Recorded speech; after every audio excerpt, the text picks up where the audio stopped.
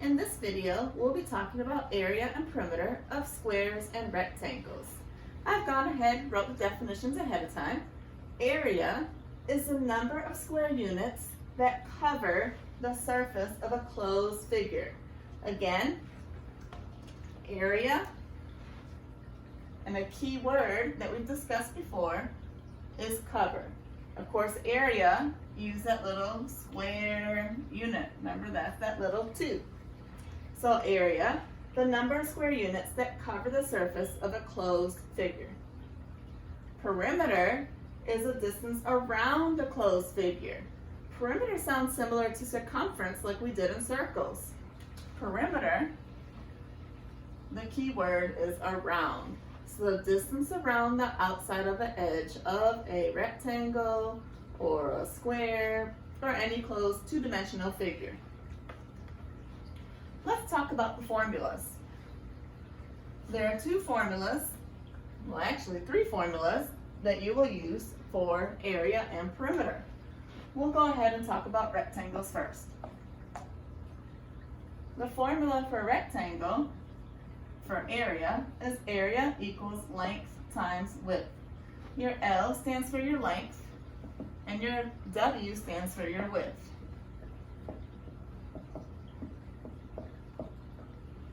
So let's say, for instance, this side was 5 and this side was 4. I would simply plug in my numbers. A, since I'm trying to solve for area, equals L, my length, and truly it doesn't matter if you use the 4 or the 5 for length. Don't get hung up on that because it is commutative, so it will work either way. So let's just say 4 and my width is 5. So if I multiply 4 times 5, I have an area of 20. Let's just say we gave it a unit rate of inches because we don't want to forget to put our square unit with it since we're doing area. So a rectangle that has a length of 4 and a width of 5 has an area of 20 inches squared.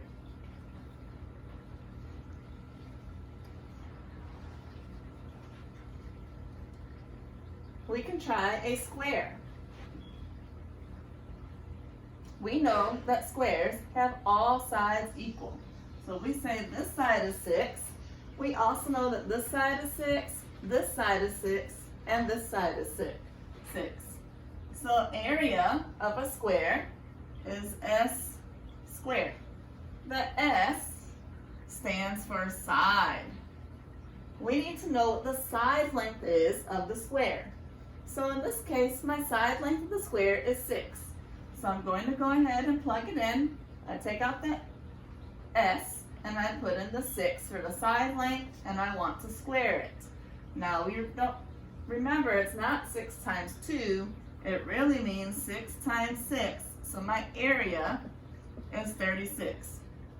My unit rate is inches, and since it's area, we need to put the little square unit with it. The nice thing about squares is that you don't have to use this formula if you don't want to. A square is considered a rectangle, so you could just stick with length times width for all of your square and rectangle area formulas, and that's actually what I tend to do. Let's talk about perimeter.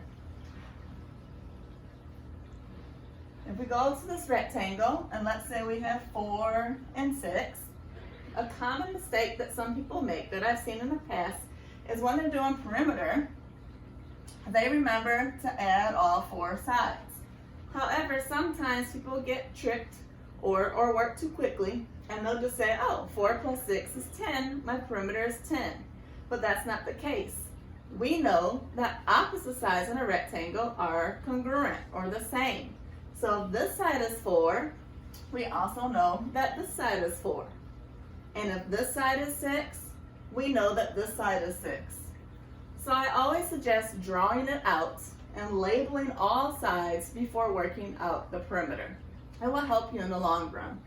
So I can simply add all 4 sides to get my perimeter. I have 4 plus 6 plus 4 plus 6. So when I add those all together, 4 plus 6 is 10.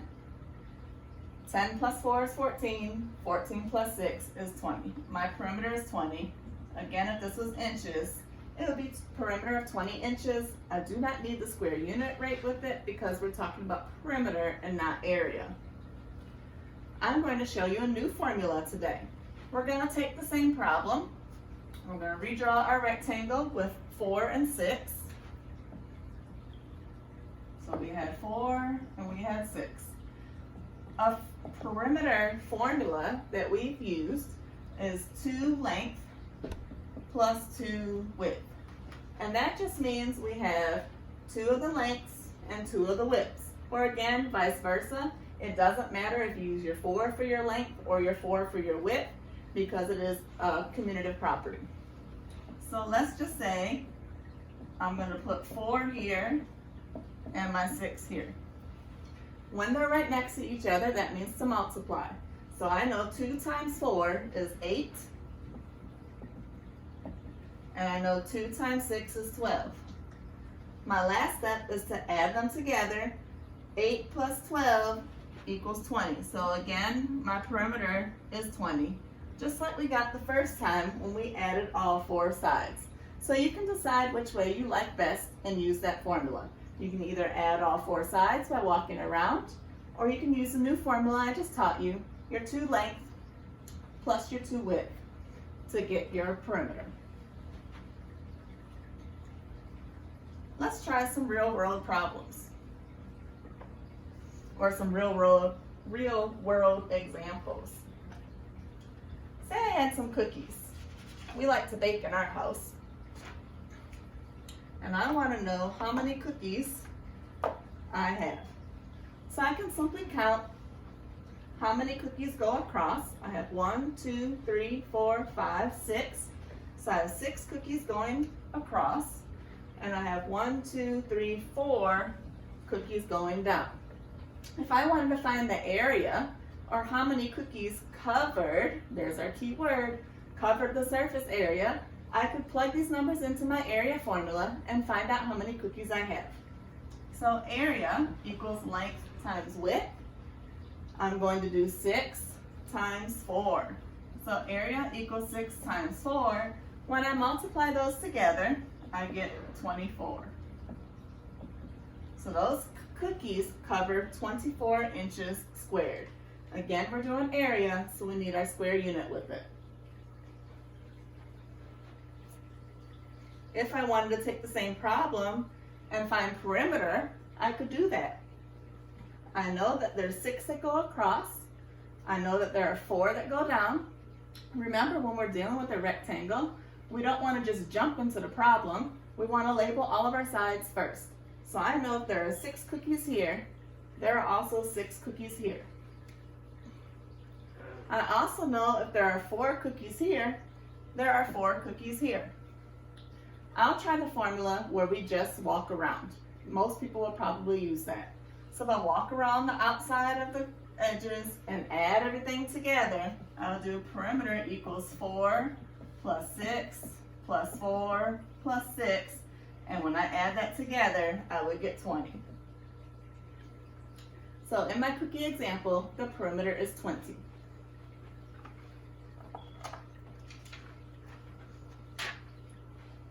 We'll try another example. Some of us have these at our house already. I just printed out a picture because it was easier for me to show you on this video. I'm going to use a checkerboard. So with my checkerboard, I'm going to count how many go across. I have 1, 2, 3, 4, 5, 6, 7, 8. And I'm going to count how many go vertical. 1, 2, 3, 4, 5, 6, 7, 8. Just by seeing that this side is 8 and this side is 8, that should ring a bell that this is actually a perfect square. I know it's a square because all sides are equal.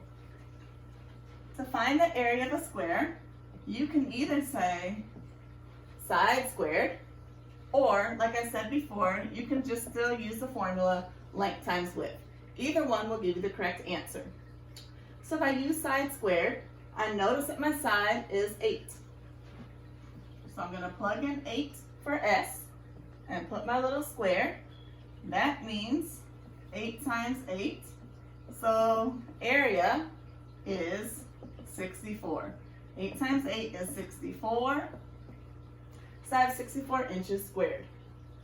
If I wanted to use the formula for rectangle, which will work for a square, I just simply plug in my length of 8 and my width of 8, and I still get 64 because 8 times 8 is 64. Some people will like this formula, others will like this formula. In the end, we get the same answer, so choose whichever one you prefer. If I wanted to find perimeter of the checkerboard, again, I use my formula this time. I have 2 length plus 2 width. I notice that my length is 8, so I want 2, 8, plus 2, 8, because my width is also 8. So because they're right next to each other, I know that I need to multiply. 2 times 8 is 16. 2 times 8 is 16. So the last step is to add these together. 16 plus 16 equals 32. So the perimeter, or the distance around, would be 32 inches. That's the fancy way using the formula. If you want to find perimeter, just adding all the numbers up, that is perfectly acceptable also. So perimeter equals 8 plus 8 plus 8 plus 8. When you put those into your calculator or add them up, you also get 32 inches. So either way is fine. We'll do one more example before we close for today.